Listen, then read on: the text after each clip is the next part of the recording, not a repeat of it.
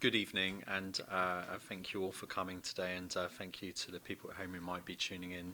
I'm Councillor Robert New, and this is the Environment and Community Safety Decision Meeting. Jane, do we have any apologies for absence today? Yes, Councillor Stephen Morgan. Thank you. And are there any declaration of members' interest for the item on the agenda today? No. Thank you, Dave. Okay, so for the benefit of the member of the public, we're going to have a quick overview of the report that's here today, which is the creation of a shared emergency preparedness, resilience and response service for Portsmouth City Council and Southampton City Council. And I'm going to pass that over to Ian now, who is our senior officer here in charge of civil contingencies and emergency planning. Thank you, Councillor New. Yes, I'm Ian Collins. I'm Civil Contingencies Manager here at Portsmouth City Council, and I'm also the manager of the same service at Southampton City Council. We run these services as local authorities because of the requirements of the Civil Contingencies Act and related legislation, which means we have to work together with our emergency service partners and others to assess risk, put plans in place and mitigate and protect our communities from those risks. The activities and in the report you'll have seen we've referred to those as emergency preparedness, resilience and response. In the two councils there are two small teams of professionals that work in these subjects, and we have since the 9th of December 2016 shared the manager, my role between the two, although I manage the Portsmouth and Southampton team separately. Obviously over the last year there's been a lot of collaboration between my team members on working together on our programme of work. That shared manager arrangement has resulted in efficiencies for both councils. My predecessor at Portsmouth retired and I took on that role. There was budgetary savings associated with that, and I've spent half of my time here and half of my time in Southampton.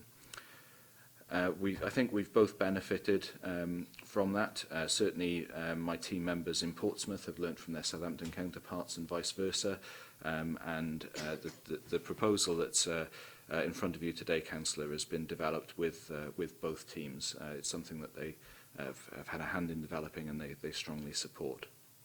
We have made some steps over the last year which sort of lead us to this point, sort of a natural evolution of that partnership. Some things were, obvious things to tie up terminology and sort of mechanics between plans, other things making a more concrete difference to how we respond to emergencies. The most significant one of those was in July, where we introduced a shared, a joint emergency planning duty officer system, where one officer rotated between the 6 in the two teams that was on call at any one time for both of the cities. Obviously there was a lot of work that went into that to make sure that the Southampton staff were sufficiently familiar with Portsmouth systems and vice versa, so that we could respond to any emergencies that we faced. That's worked really well, and in the report it cites 21. It's more like 40 now incidents where that duty officer has managed an emergency for the other council. So the proposal is to, rather than just have one single shared officer, to create a shared service where we pool the two budgets associated with the teams, we transfer the staff from one employer to another, and we manage the systems with one organisation. I've outlined the reasons in the report why we've brought that proposal. In summary, the work that we've done to date has been successful, and we have improved the service outcomes over the last year, but our workload is increasing. We are seeking new income streams in order to bring income in, subsidise the service and make the most of our highly qualified experts in the team. But also we've seen increasing and protracted incidents over the last year, which we've had to support, and national and local expectations increase. Our public expects us to be prepared for these emergencies, so we have to do more work on them. So without a restructure along these lines, we will continue running effectively two separate teams, and we won't benefit from that joined up approach and a sort of single vision and focus for the team. There are some limitations in the current approach. Some of them are relatively minor, but of annoyance value for me. I have to administer 2 separate budgetary systems and HR systems and so on, which is time-consuming and isn't particularly efficient. But probably the biggest factor and what's led us to this proposal is that we are increasingly seeking income streams and opportunities which require us to use both Southampton and Portsmouth employees to deliver. A good example of that is support to schools in both cities, where we work with head teachers and academies and our own schools to provide them with emergency planning support. Because of capacity issues, we've made sure that our teams, both teams, are sufficiently skilled to undertake that role. But it becomes very complicated to have that budget come in from one school in one city, but obviously we're delivering it with officers from another, and the accounting of that is problematic. That's relatively sort of small income streams, but there are other contracts that we're negotiating which become much more difficult to deliver in that way. We have in the proposal proposed an increase in establishment staffing of 0.5 FTE.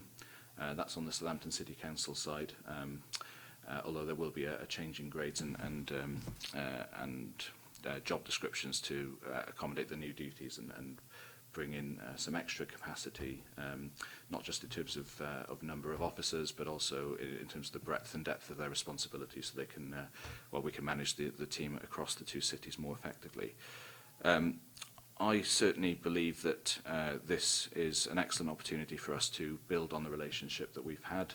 I've certainly enjoyed working in the 2 cities for the last year, and I think my team members have as well.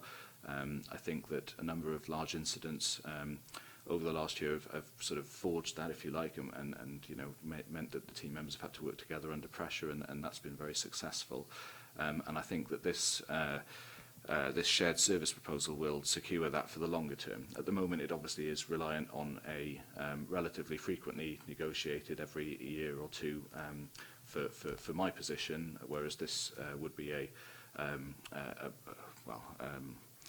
a more long-term commitment in terms of delivery of the service.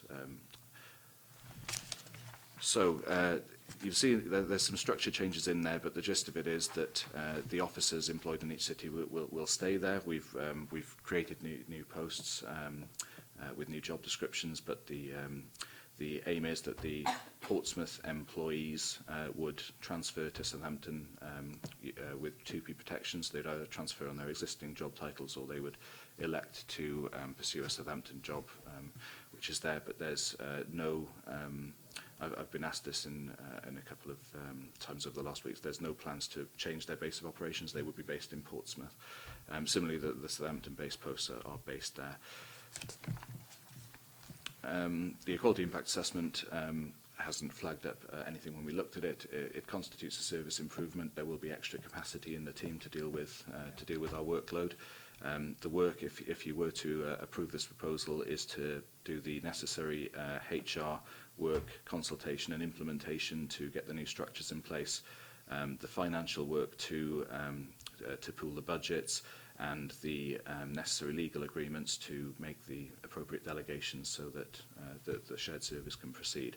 The target date that we've put is in the 1st of April. That's obviously for budget convenience. And you'll see that there are some comments there from legal and finance about what basis those delegations and agreements would be made. So I'm happy to take any questions, Councillor. Thank you, Ian. Councillor Ashmore, any questions for the officer? Please. Thank you. You've given us a good comprehensive report on this and a good briefing about that, so nothing's left really uncovered that we haven't seen on it. I'd just like to know more about, if you could explain more about when it says that the proposed structure will cost more than the current arrangements, and it's anticipated it will be met by increased income generation. Just more about the process and how that's going to be distributed to make sure it benefits both Southampton and us. Thank you. Thank you, Councillor. Yes, it's a good point. The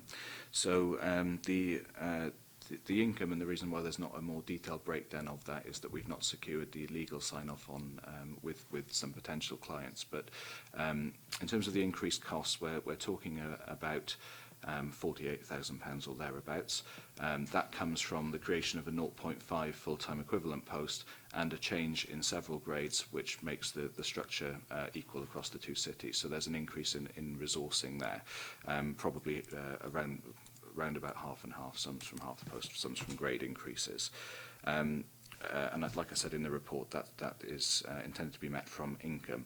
The idea, and I think as I've specified in the report, that this is a partnership of equals. I obviously spend half of my time in each city, and I will make sure that the work programme meets all of our obligations in the both cities. To make sure that that happens, and to make sure that both cities have a voice, the proposal is that the Emergency Planning and Business Continuity Board, which is a Southampton City Council board that oversees my Southampton work programme, will become a shared Portsmouth and Southampton EPRR board, which will have representation from each city to oversee the programme and the budget, and to make sure that there is fairness in there.